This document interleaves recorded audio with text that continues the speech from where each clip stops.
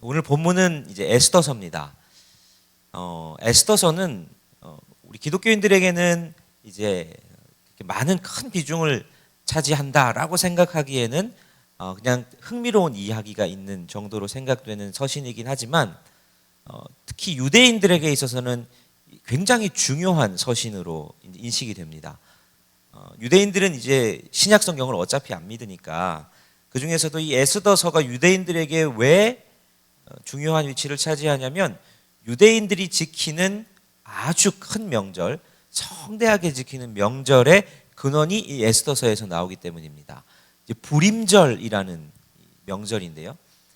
불임절은 요즘도 이제 유대인들은 아주 크게 지킵니다. 하만의 손에서 이스라엘 민족이 구원을 얻은 날이라는 이 역사적인 배경 때문에 이스라엘 명절 중에서 가장 시끄러운 명절이기도 한 명절입니다. 요즘도 가면 이제 크게 뭐 장난감 행진 같은 것도 하고요, 장난감 같은 걸로 소리도 내고 또 이제 많은 사람들에게 가난한 사람들에게 뭐 나눠주기도 하고 음식을 같이 해가지고 먹기도 하고 또 하만 타시엔이라고 불리는 이 과자, 하만의 주머니라는 뜻입니다. 하만 타시엔이라고 불리는 이 과자를 만들어서 먹는 풍습도 있고 그런 아주 그냥 왁작지껄하고 시끌벅적하게 지내는 명절이기도 합니다. 그런데 유대인들에게 있어서는 굉장히 중요한 명절이죠. 근데 우리에게 있어서도 이 에스더서가 조금 독특하면서 특별한 건 유대인들에게 있어서는 자기들 민족의 큰 명절의 기원이 되기도 하지만 우리가 보기에는 에스더서가 좀 독특합니다. 에스더서를 잘 보면 하나님이라는 단어가 한 번도 등장을 하지 않습니다. 에스더서를 잘 읽다 보면 하나님에 대해서 우리가 당연히 등장하는 것처럼 생각하지만 하나님이라는 단어가 한 번도 나오질 않고 우리가 에스더서 하면 열심히 기도했다고 생각하지만 기도라는 단어도 실제적으로는 한 번도 등장을 하질 않습니다.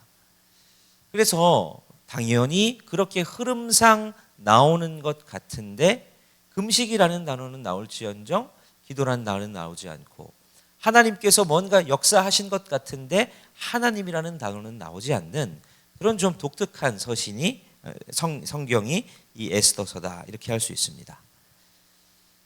에스더서는 역사적 배경이 이렇습니다.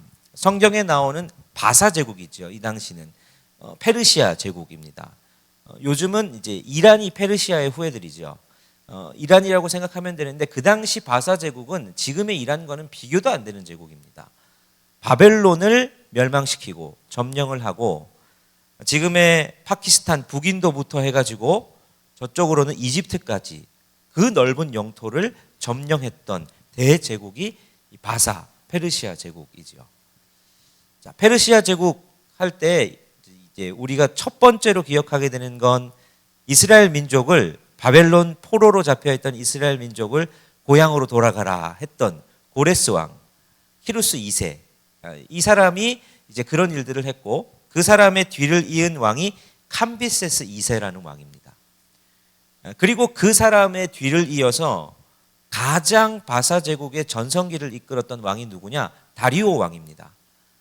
이 다리오 왕 그 다음으로 왕위를 이어받은 사람, 그러니까 바사 제국이 최고의 전성기를 이루었을 때 그걸 물려받아서 왕이 된 사람이 누구냐? 오늘 본문의 이 에스더서 본문의 전체적인 줄거리에 나오는 아하수에로 왕입니다. 아하수에로 왕이 성경에서는 아하수에로인데 이제 역사에는 크세르크세스 왕입니다. 근데 이 사람이 이제 우리가 흔히 아는 에스더의 남편이죠. 근데 이 크세르크세스 왕이 오늘날 시대에도 굉장히 많은 사람들에게 인상 깊게 남기게 된 계기가 있습니다. 여러분 영화 300 보셨습니까? 영화 300이라는 영화 꽤 오래전에 나온 영화인데 이 페르시아 제국이 스파르타를 침공한 영화 이 배경으로 한 그 영화인데 거기에 보면 페르시아 왕 중에 굉장히 왕이 기괴하게 생겼습니다.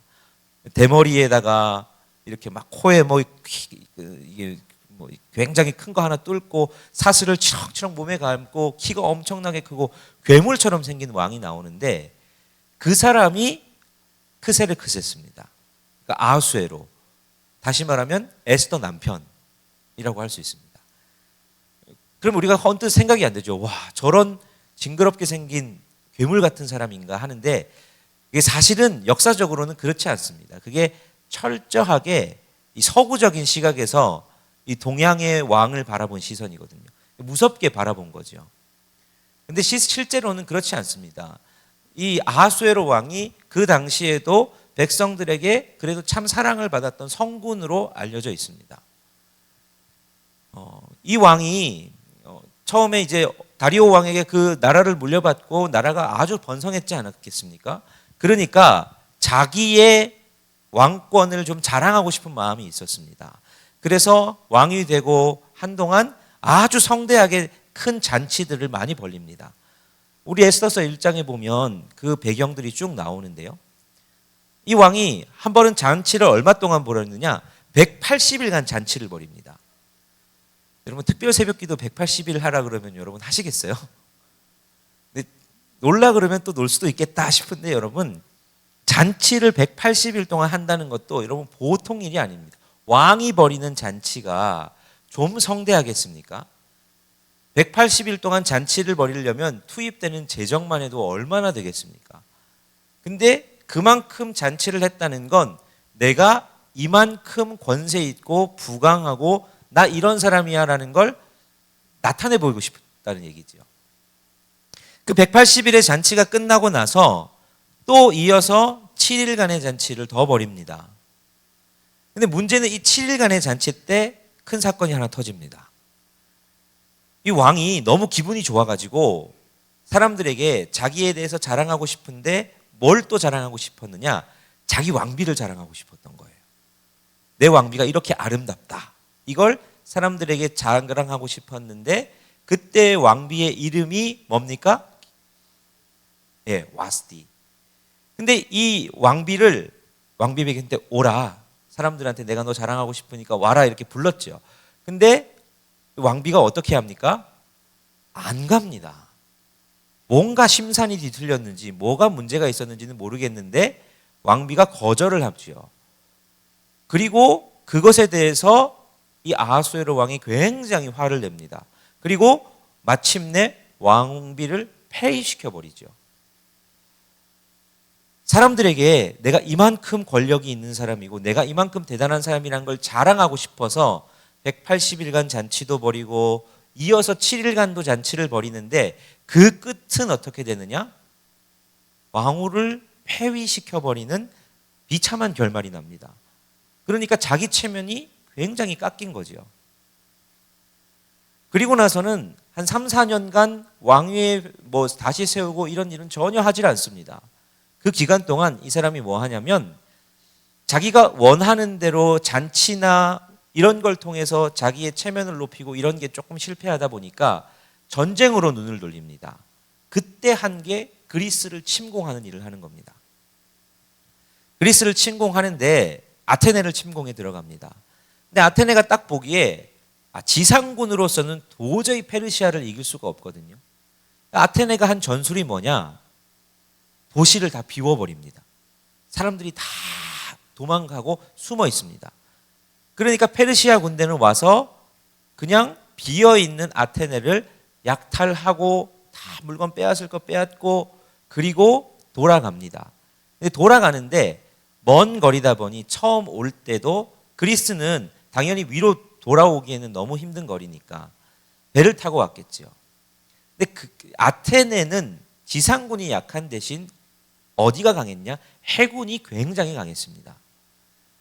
그래서 전략적으로 도시를 비운 다음에 이 페르시아 군대가 돌아갈 때 해군이 그들을 습격합니다.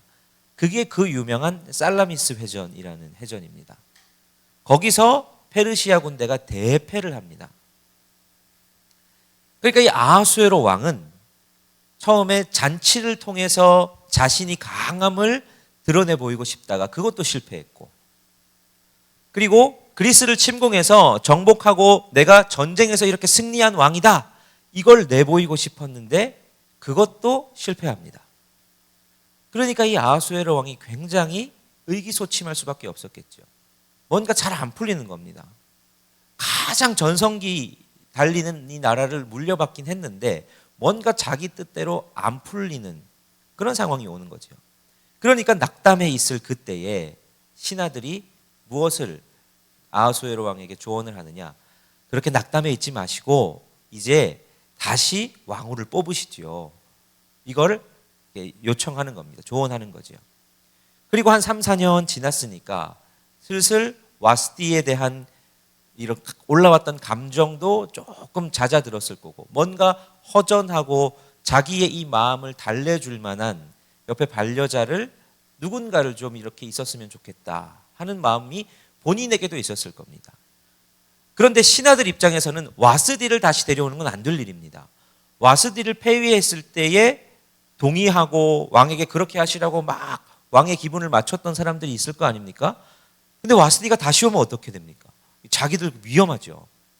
그러니까 와스디에 대한 말이 나오기 전에 새로운 왕후를 뽑는 칙령을 내려서 온 나라가 그냥 거기에 관심을 쏟게 합니다. 시끌벅적하게 온 나라에 광고를 하고 그리고 새로운 왕후를 뽑지요.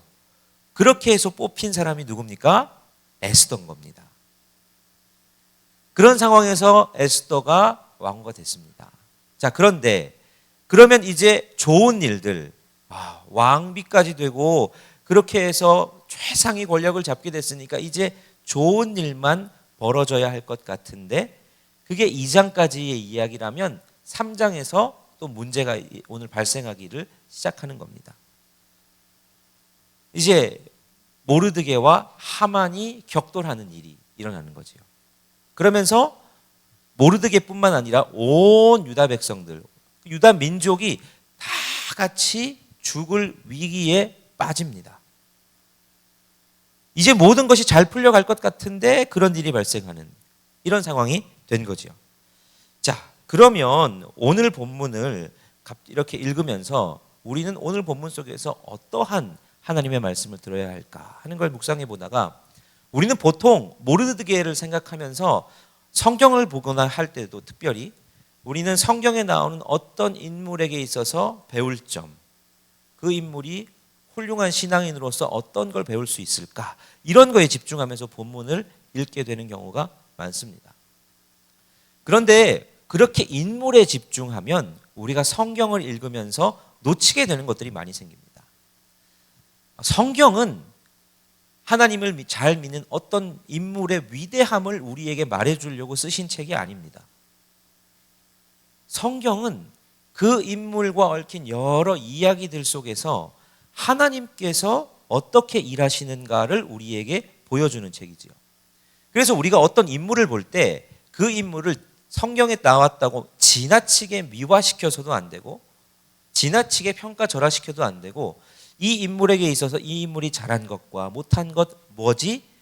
그리고 그 속에서 하나님이 역사하신 건 뭐지? 이런 식으로 성경을 볼 수 있어야 되거든요. 그럼 오늘은 그래서 오늘 본문 특히 에스더서에 등장하는 인물들을 한번 참참히 살펴보면서 그 속에서 하나님이 어떤 역사를 하시나 하는 걸 한번 살펴보려고 합니다. 자, 첫 번째로 우리가 살펴볼 수 있는 인물은 에스더서에서 페르시아의 바사의 왕으로 나오는 아하수에로라는 인물입니다. 자, 여러분 아하수에로 그 당시에 전 세계의 패권을 가지고 있다고 해도 과언이 아닌 사람입니다. 그 당시 지금의 파키스탄, 북인도부터 해서 이집트까지 그 넓은 대제국을 통치하는 왕. 그러니까 자기 말 한마디로 뭐든 다 할 수 있는 사람. 그게 아하수에로지 않습니까? 근데 가만히 보면 모든 권세를 다 누릴 수 있고 모든 걸 통제하는 왕인 것 같은데 잘 보면 꼭 그런 것도 아닌 것 같습니다. 모든 걸 주변 대신들한테 묻습니다. 자기 뜻대로 다 할 수 있을 것 같은데 자기 뜻대로 되어지는 게 하나도 없는 것처럼 보이는 사람이 막상 보면 아하수에로가 그런 사람인 것처럼 보입니다. 최고의 권력자지만 왕후를 폐위시키고 새롭게 왕후를 맞아들이는 것조차 신하들이 이렇게 하자 저렇게 하자 이렇게 하라는 대로 그냥 다 듣고 따라가는 사람인 듯 그렇게 보이는. 밖에서 모든 사람들이 보기에는 저 사람은 자기가 원하는 대로 하고 싶은 대로 다 할 수 있는 사람인 것 같지만 실제로는 이 사람도 그렇지 않은 연약함이 있는 사람이 아하수에로 왕이지요. 또 두 번째 인물은 누구냐? 하만을 볼 수 있습니다. 여러분, 하만은 아하수에로에게 신임을 얻어서 그 당시 이 바사 제국의 최고의 실권자로 등극하는 사람이 하만입니다. 이 사람이 출신이 아각 사람이라고 말하는데, 그러니까 이 사람은 누구의 후예냐? 아말렉 민족의 후예입니다. 이 사람은 전형적으로 이 세상을 대표하는 인물입니다. 그러니까 돈을 쓰고 아첨해서 자기가 원하는 건 무엇이든 얻어내려고 하는 사람, 그리고 자기의 마음에 안 들고 자기보다 약한 사람은 어떻게든 밟고 올라가서 경쟁에서 가장 위에 서려고 하는 인물의 전형을 보여주는 게 하만입니다. 그러니까 하만은 오늘날 우리가 살아가는 이 시대를 대표하는 인물, 그런 사람이 하만이라고 할 수 있죠. 아주 자기의 처세에 빠르고 약육강식의 세대 속에서 어떻게 해야 강자가 되는지를 잘 알고 있으며 그걸 위해서 수단과 방법을 가르지 않는 사람. 그러니까 이 죄에 많은 이 세상을 대표하는 인물이 하만이다. 힘의 논리, 돈의 논리, 이걸로 모든 걸 하려고 하는 사람이다 하는 걸 알 수 있습니다. 자, 그리고 또 한 명이 있죠. 모르드게. 우리는 모르드게가 굉장히 존경스럽고 훌륭한 신앙인이라고 생각을 합니다. 모르드게가 훌륭합니다. 자기의 생각한 바를 꺾지 않는 기계도 있고 위기에 처했을 때에 하나님 앞에 금식하고 온 백성들로 함께 금식하게 하는, 하나님 앞에 그렇게 금식할 수 있는 기도의 모습, 또 백성들을 그 기도의 자리로 나올 수 있게 이끄는 리더십, 여러 가지 사람들을 마음을 끄는 아주 강직한 성격, 이런 여러 가지 장점들이 모르드게에게 있습니다. 그런데 정말 한번 자세히 들여다보면 모르드게가 정말 그렇게 지혜롭고 총명하고 모든 것이 모르드게는 믿음으로만 결정한 사람일까? 여러분, 하만과 모르드게가 부딪히는 걸 잘 보면 이게 정말 꼭 하나님을 믿는 신앙 때문에 부딪힌 걸까를 잘 생각해 봐야 됩니다. 모르드게와 하만이 부딪힌 건 잘 보면 꼭 신앙 때문에 부딪힌 것만은 아닙니다. 모르드게가 하만에게 절을 하지 않았죠. 모르드게가 하만을 그렇게 절을 하지 않고 고개를 숙이지 않은 이유가 뭘까요? 모르드게가 하나님을 모르는 대적하는 이방인이기 때문에 고개를 숙이지 않았을까요? 하나님을 믿는 사람으로서 이방인에게 고개 숙일 수 없다라고 생각했다 그러면 왕에게도 고개를 숙이면 안 되고 그 나라 신하가 되면 안 되는 거죠. 그런데 하만에게 고개를 숙이지 않은 이유가 뭘까? 그걸 생각해 보면 하만이 아말렉 출신이기 때문입니다. 그러니까 모르드게가 하만에게 고개를 숙이지 않은 건 민족적 감정 때문입니다. 아말렉은 광야의 생활을 할 때에 이스라엘 백성들의 약한 부분만 톡톡 골라서 공격했던, 그래서 대대로 이스라엘과 아말렉은 원수와 같은 감정이었습니다. 그런 감정 속에서 내가 저 아말렉 출신에게 고개 숙일 수 없다. 그러니까 어떻게 생각하면 선비 같은 사람인데, 근데 그 모든 것들이 하나님을 믿는 신앙의 절개를 지키기 위해서라기보다 자신의 민족적인 감정, 그런 민족적인 여러 감정들이 섞인 그 고집, 그것으로 말미암아 이 위기를 초래한 사람이 모르드게다라고 할 수 있습니다. 이게 모르드게가 정말 신앙이 모든 것의 우선순위였던 사람이라면 이 당시 모르드게의 나이를 우리가 어느 정도로 예상하느냐? 110세 정도로 봅니다. 어마어마한 노인입니다. 그런데 이 모르드게가 살았던 당시 우리가 잘 알지만 이스라엘 백성들에게 포로 귀환 명령이 떨어진 지 한참 뒤입니다. 여러분, 진짜 신앙만 쫓아 살았던 사람들은 이미 1차로 예루살렘으로 귀환을 했던 사람들이겠죠. 물론 모르드게가 에스더가 왕후도 됐고 그곳에 남아 있다고 해서 그게 뭐 신앙이 없는 사람이다 이렇게 단정 지을 수는 없겠지만, 신앙에 목숨 걸어서 모든 게 다 신앙적으로만 해석될 수 있는 사람이다라고 하기에는 모르드게 행동이 그렇게 해석이 되지는 않습니다. 그러니까 모르드게도 자신의 민족적인 감정, 자신의 자존심 이런 것 때문에 유다 전체 백성을 위기에 빠뜨리는 실수를 한 사람이 모르드게다라고 할 수 있습니다. 그 실수 가운데 하나님 앞에 나아간 것, 그건 믿음이지만 그 전에 모르드게도 약점이 없는 사람은 아니었다 하는 거죠. 그러니까 에스더서를 보면, 에스더서는 우리가 이 사람들을 속에서 믿음을 배우고 이 사람 정말 훌륭한 신앙인이구나, 이런 모습을 배워야 되겠구나 이렇게 생각할 수 있지만, 막상 들여다보면 그 사람들도 그 사람들 나름대로의 연약함, 실수 이런 것들이 참 많았던 사람들이구나, 그런 사람들이 곳곳에 모여 있구나, 그래서 삶을 살아가다 보니 문제가 발생하는구나 라고 생각할 수 있죠.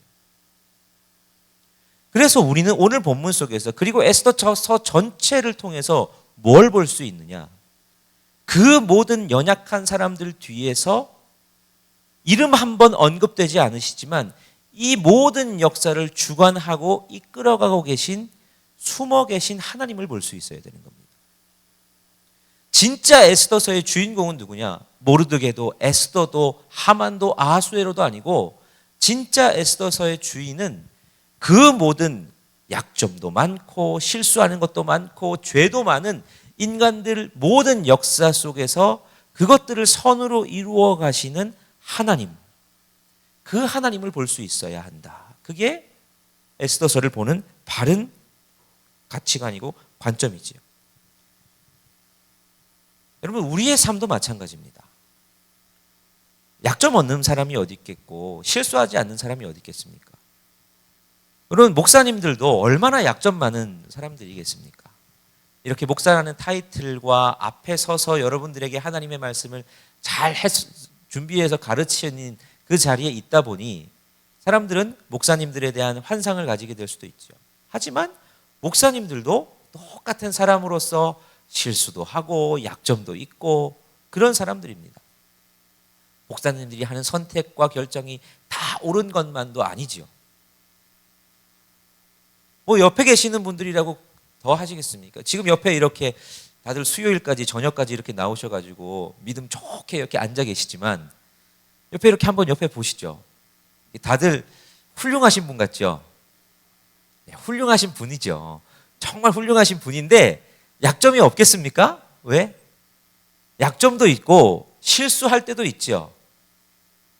그렇게 우리의 실수들이 모여서 아주 당황스러운 결과를 만들어낼 때도 있습니다. 근데 우리가 우리의 삶 속에서 보아야 되는 것은 무엇이냐? 저분의 직분이나 저분의 연륜이나 저분의 사회적 지위나 그런 것들이 아니라, 그런 것들을 기대하는 것이 아니라, 그렇게 약점이 많고 서로 다름, 서로 실수하는 것들 있지만 이 모든 것 속에서 뒤에 보이지는 않지만 숨어 계셔서 우리를 선함으로 인도하시는 하나님, 그 하나님의 손길을 볼 수 있어야 한다라는 것이 에스더서에서 발견할 수 있는 중요한 메시지인 거죠. 사람 때문에 실망하고 실패할 때도 있습니다. 야, 저 사람 내가 믿었는데 어떻게 저 사람 저러나? 야, 저 사람 그렇게 안 봤는데 저 사람 왜 저러나? 이렇게 보일 수도 있겠지요. 그러나 우리가 교회에서, 그리고 우리가 우리의 삶을 살아가는 모든 삶 속에서 놓치지 말아야 할 건, 그러한 사람들의 약점도 있지만 하나님께서는 그 약점은 또 가리시고 또 어떤 사람의 장점들을 사용하시고, 그리고 약점이 있지만 주님 앞에 나와서 기도하고 메어 달리고 하나님 도와달라고 호소하는 그것 속에서 하나님은 그 모든 얼그러진 것들을 다시 선으로 바꾸어 내시는 하나님이시더라 하는 것, 그걸 오늘 우리가 붙들어야 하는 거지요. 여러분의 삶에서도 문제가 있으시겠죠. 고민되는 것들, 내가 해결할 수 없는 문제들, 내 자녀의 앞길이 어떻게 될지, 지금 속 썩이는 내 자녀들을 보면 이거 어떻게 되지? 내가 어떻게 해야 되지? 길이 보이지 않을 때도 있고, 내 앞에 막힌 재정의 문제들, 내 건강의 문제들, 수많은 문제들, 내가 할 수 없을 것 같은 문제들이 있습니다. 다 티는 안 내지만 하나씩 마음에 속 썩는 것들이 있겠지요. 그런데 그때에도 우리가 봐야 될 건 무엇이냐? 우리의 눈으로는 보이지 않지만 우리의 삶 가운데 숨어 계시다가 우리의 모든 삶을 컨트롤하셔서 마침내 선함으로 만들어내시는 그 하나님, 그 하나님의 역사를 오늘 우리가 볼 수 있어야 된다는 겁니다. 그래서 우리의 삶은 마치 에스더서와 같습니다. 하나님이란 단어가 등장하지 않고 하나님이 뒤에 숨어 계시더라도 그 숨어 계신 하나님께서 우리의 삶을 인도하시고 만들어 가시고 마침내 하나님이 원하시는 선한 결과를 이루어내실 하나님이십니다. 오늘도 그 하나님을 믿고 붙잡고 의지하는 저와 여러분이 되셨으면 좋겠습니다. 그 하나님이 우리의 삶과 오늘 이 밤도 충만하게 역사하실 줄 믿습니다.